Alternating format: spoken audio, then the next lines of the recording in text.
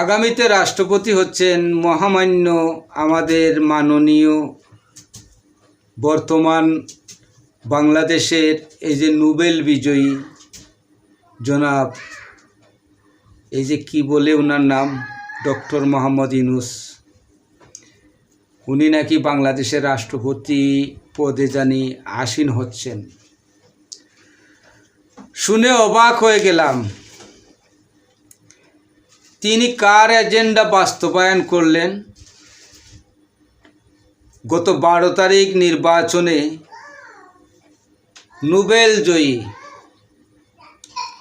Doctor Mohammad Yunus সাহেব তিনি 12 ফেব্রুয়ারি নির্বাচনে কার এজেন্ডা বাস্তবায়ন করলেন? দর্শক, যে প্রশ্নটা আপনাদের কাছে, আমি তো আবার একটু বেশি বলি, আর বেশি বলাটাই আমার জন্য কাল হয়ে যায়। অনেক আমলা কামলা সরকারি কর্মকর্তা কর্মচারী ডিসি এসপি, তারপর কিছু অ্যাডভোকেট, তারপরে ব্যারিস্টার, এরা কিন্তু আমাকে তেমন একটা ভালো পায় না। আমি একটু অ্যাডভান্স বলে দেই জ্যোতিষের মতো। তো যেই কথাটা আমি আমার দর্শককে বলতে চাই যে ডক্টর মোহাম্মদ ইউনূস সাহেব তিনি 1.5 বছরের উপরে বাংলাদেশের অন্তর্বর্তী সরকারের প্রধান ছিলেন, ওনার উপদেষ্টা পরিষদ সহ।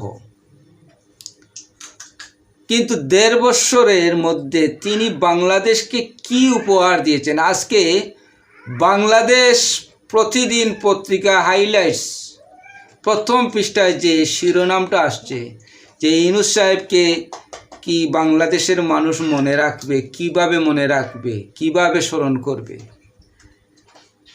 আমি বাংলাদেশ প্রতিদিনের রিপোর্টার, এই কলা কৌশলী ব্যক্তিকে সবাইকেই আমি বলবো দালাল।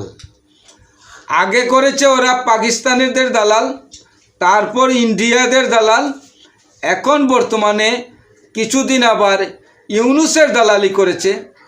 আগামীতে কার দালালি করবে আমি জানি না।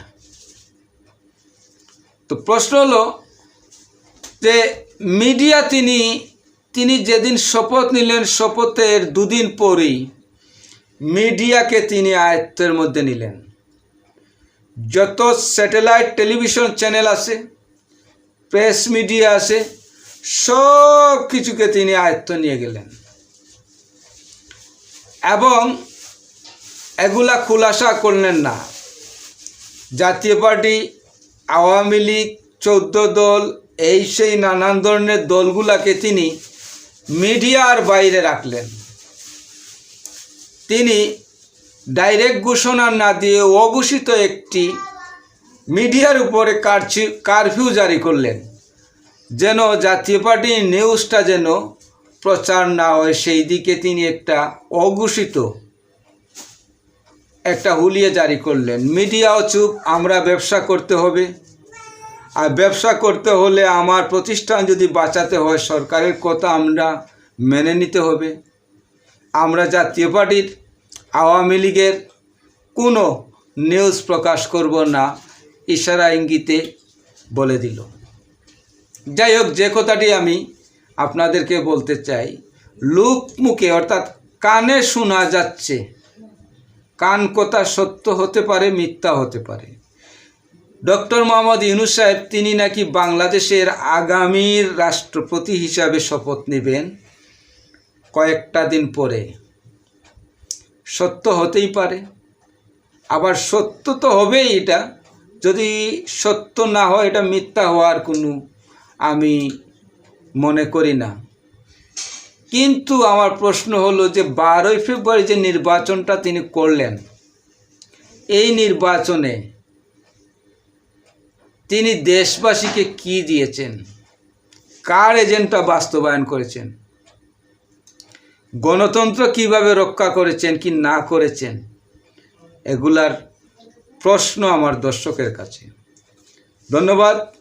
আপনারা সবাই কমেন্ট করে জানিয়ে দিবেন ইউনূস সাহেবের 1.5 বছরের বাংলাদেশের শাসন। Thank you.